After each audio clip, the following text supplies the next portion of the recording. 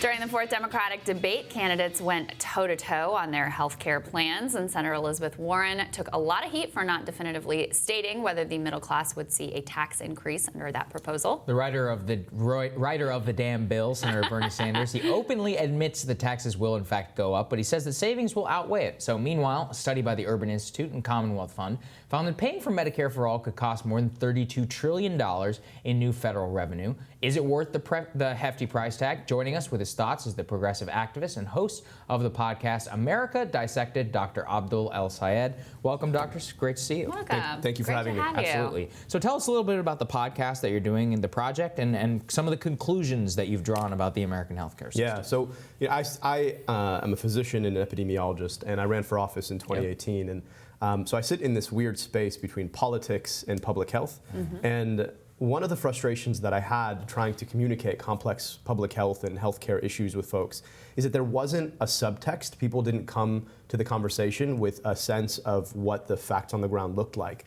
And then beyond that, we seem to have had, particularly in our generation, this sort of generational amnesia about how we got to where we got, right? I have a 2-year-old, and I take it for granted that she was going to live past her first birthday. But there was a time in this country that 32% of babies wouldn't make it past the age of 5. Mm-hmm. And how we got there is about 2 things happening. Number 1, science, rigorous science, and our commitment to that science and what it said. And then number 2, government taking that science and turning it into infrastructure and facts on the ground. And we seem to have forgotten that. And so what we're doing in this podcast through a 10-episode series is going through these headlines and picking them apart and asking, how do we actually understand something like the anti-vaxxer epidemic? How do we actually understand why we're turning to these sort of quacks, people like Mehmet Oz, who is a doctor, and Gwyneth Paltrow, who are trying to sell us things by exploiting what we do not know about our own bodies. Why is it that our healthcare system is so broken? And so we're exploring these issues and really trying to break them down into their parts to understand what's happening and what we can do about it. Sure. So let's talk about some of those headlines. This week, of course, there was the debate. A lot of people coming for Warren and Sanders on Medicare for all. Then you had Biden coming out and accusing both Warren and Sanders of playing a con game like Donald Trump on Medicare for all. Bernie hit back and, basically called out Biden for using his Republican talking points. But just take us through this debate a little bit. What are the realities in terms of costs? What are the realities in terms of how middle-class families will be impacted? And why is this piece of eliminating private insurance altogether so important? Yeah. So in the podcast, I talked to a woman named Lisa. Lisa was 36 when she was diagnosed with a very rare form of heart attack. This was 3 years after her husband had been diagnosed with a brain tumor. Oh. They had private insurance through his employer. Fact is, though, is that their costs out of pocket were so high. Things like a deductible, which was $20,000 for him, nice. And things like copays, and then on top of that, the premiums that they have to pay every 2 weeks. So their costs are huge. All of that is to pay for insurance. Now, the interesting thing about an insurance system is that we expect that it's going to be there when we get sick. But clearly for this middle-income couple, that wasn't the case. And then you have the hospitals and the doctors who actually provide your care. Now, when you go see a doctor or you go to the hospital, we think of ourselves as the customer. But it's probably a little bit more like social media where we're the product, because the payment goes from an insurer to the provider. So what the debate is right now is about whether or not we want to create a system where the payers for healthcare, those insurance companies, get to be many and get to negotiate without any sort of guidance from the government about what the price of care is. And so you can go to one hospital down the street, your MRI will cost you a certain amount. You go to the next hospital down the next street, and it's going to cost you a little bit more based on a backroom negotiation you had nothing to do with and no input on. And meanwhile, all of that falls on you to pay for what's left over after your insurance doesn't cover it.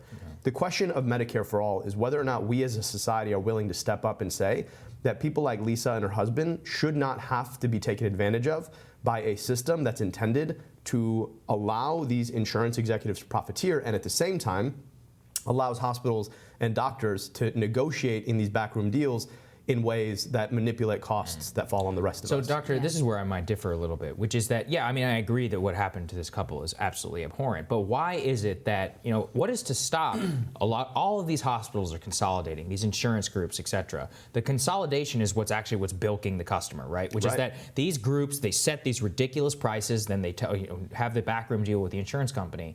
Why wouldn't it be that just by breaking up hospitals, fostering competition in that space, that we would see that overall reduction in costs? My fear in a Medicare for All system is that those hospitals and those doctors remain, and that they can still charge the American taxpayer now whatever they want because they now are allowed, because the government is going to reimburse that cost. We've seen Medicare and Medicaid fraud skyrocket since the implementation of that system. So how do you guard against that under Medicare for All? So 2 points, actually. Medicare and Medicaid fraud are extremely limited. And I know that that's a point that a lot of folks make, but when you actually look at the proportion of fraud and abuse in the system, it's very, very low. We're talking about in the single digits %. Well, I mean, that's the illegal fraud. I'm saying legalized fraud. The second point here, right, is that when you have one payer, there is one price. And the reason that you're having this consolidation is because, let's say that Crystal, right, is a small hospital and I'm a big hospital and you're the insurance. I know that to take your insurance, I can force you to pay me a better rate than you pay Crystal because I'm just bigger than you. Right. So what I do is I use my negotiating power to force you to pay more. And then what I do is when Crystal starts losing more and more money because I'm already bigger than she is and she's making less per unit cost, I then buy her. That's what causes consolidation. All of that has to do with price manipulation. If you have one payer, there's one price, because the payer pays one price.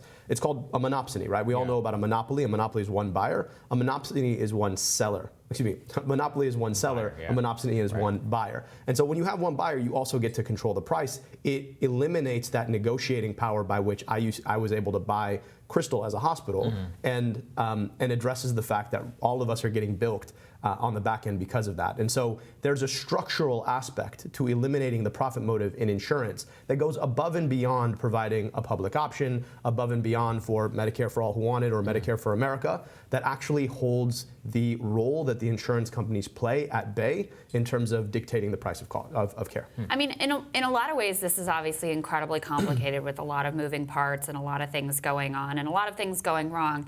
In another way, though, I think it's very simple. You have a system right now that incentivizes where people profit off of basically long-term illness. And so what do we see? We see long-term illness, right? You have a system that profits off of denying people care, right? If we don't have to pay for that expensive procedure, we get to keep more of our money. And so what do you see? You see people denied care. And what that all really comes down to is the profit motive. I mean, healthcare should be about healthcare. It shouldn't be about people getting rich. That's right. That's right. And I think at the end of the day, we all understand this in terms of a basic sense of justice, but we've allowed our health system to run amok with profit motives both on the providing side, who gives you care, and also on the paying side, who pays for your care.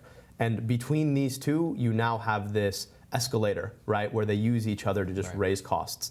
The other point is, what's the simplest way to make sure everybody has health care in a country where nearly 10% of us don't? You just make sure that the government provides it. And then the last point I'll say is this one. They say that people love their private insurance, right? That's the main Republican talking point that, fortunately, we're hearing Democrats parrot. People love their health insurance. Well, you talk to Lisa and her husband, they don't love their health insurance. Why? Because they had to use it. They take advantage of the fact that most of us on private health insurance don't actually have to use it all that much. We don't have to worry about whether or not it's going to be there for us, so we get to assume that it's there without having to think about it. And then the minute you actually have to use it, right, then you start asking the question of, like, is it actually there for me, and why am I paying all this money out of pocket after I already paid premiums? And so we have to have a conversation where we center the people who actually use their healthcare, people like Lisa, and ask them, do you like your healthcare? Because I hate to say it, right? We're all healthy here, thankfully. But there may be a moment where one of us is not. And we don't want to be in the same scenario where we're trying to post a GoFundMe and having our friends put a fundraiser up for us so that we can actually pay for the care we already thought we paid for. So well you're said. right. Every time I see one of those GoFundMes for people with cancer, I just think, God, you're in the middle of sickness to have to raise money. Unbelievable. Wait, so before you go, tell people where and when can they find the podcast? So it's called America Dissected with Abdul El-Sayed. You can download, subscribe, rate on iTunes, Stitcher, Spotify, wherever you get your favorite podcasts. Yeah. But do go check it out. We've done 4 episodes already. The next episode I'm really excited about. We're talking about the opioid epidemic, and a lot of attention has been focused on these major pharmaceuticals who've done this terrible work. But the question we're asking is, well, why were we so unprepared for the epidemic that we have right now? And a lot of that is rooted in the approach we took to the last drug epidemic, which was crack. But the difference is, because we racialized it, right, because of the underlying structural racism in our conversation about drugs in this country, we saw that rather than build out the mental health infrastructure that would have supported us now, instead we built things like jails and militarized police. System. Exactly. Thanks, Joe Biden. Sorry. That's right. That's right. And so what implication does that have for us now? And we talked to some folks who really help us shed light on the difference and what we need to be doing moving forward. Well, Doctor, thank you so much for joining us. Everybody should check it out. Thank Everybody you. check out the podcast. Yep. Coming up is Mayor Pete flip-flopping on some major campaign issues. And is the former New York mayor reconsidering a run for the presidency? We're going to talk about those hot topics and more when Rising continues.